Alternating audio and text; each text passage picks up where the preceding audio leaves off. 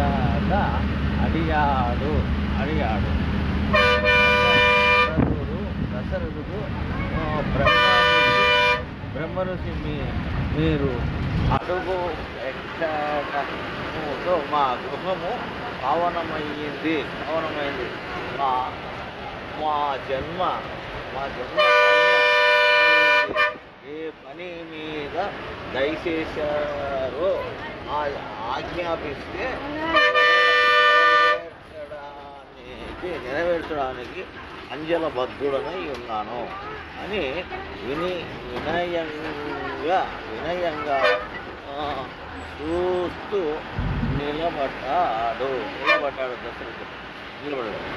విశ్వామిత్రుడు ఉత్తమ వంశములో జన్మించిన మహాపురుషుడు ఒకటికి ఉండవలసిన లక్షణాలు మీరు మూర్తించిన నిన్ను చూస్తుంటే నాకు చాలా ఆనందముగా ఉన్నది. వశిష్ఠుల వారి శిష్యులని ఉండవలసిన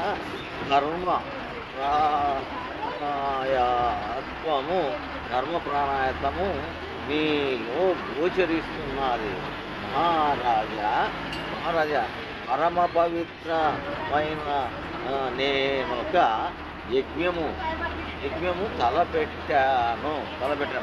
మా మారీసు సుబారు అనే రాక్షసులు దానికి విధ్వంసము కలిగిస్తున్నారు. వారు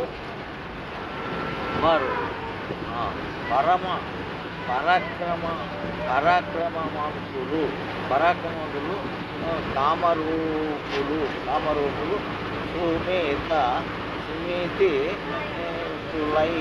వారు యజ్ఞము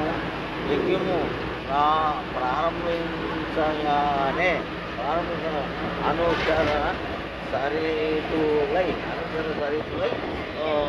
వచ్చి రక్త మాంసాలతో యజ్ఞ వేదికను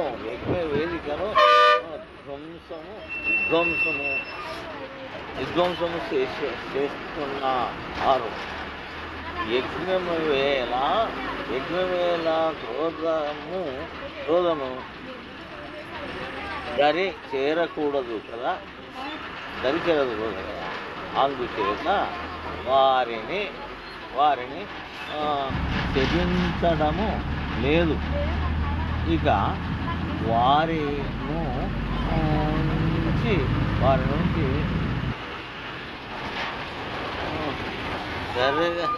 జరగాలంటే నీ జ్యేష్ఠుడు రాముడు నాతో రావాలి. వయస్సున చిన్నవాడైనను మీ రాముడు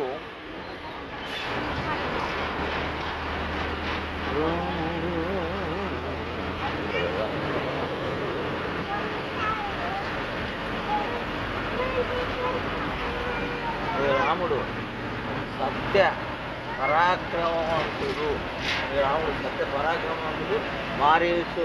మారీచ సుబారులను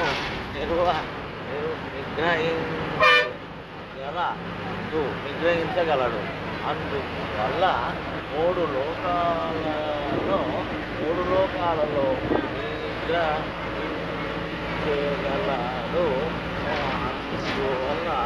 అందువల్ల రాముని శక్తి సంద్రోషాలు వ్యాపిస్తున్నాయి.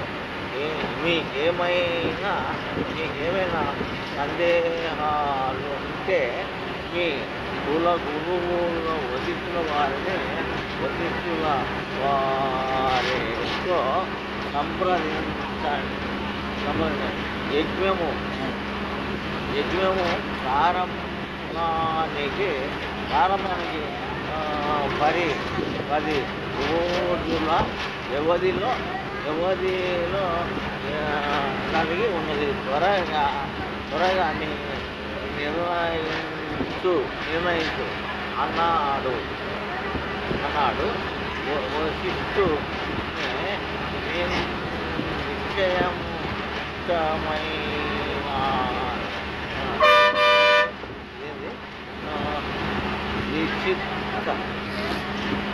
నిశిష్ట అయి దశరథుడు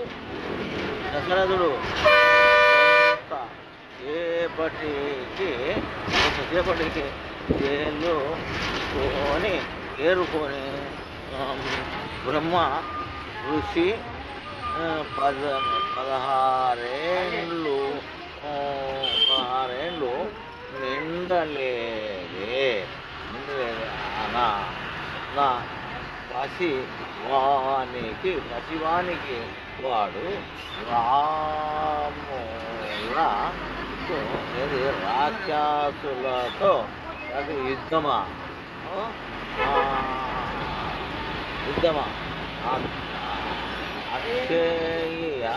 అక్షయ సైన్యము ఉన్నది నా దగ్గర. శస్త్రాలు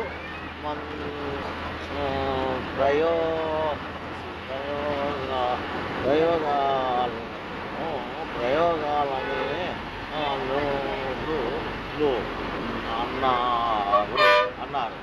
వచ్చి నేను రాక్షస సంహారము చేస్తాను. అంతేగాని కసి వాడిని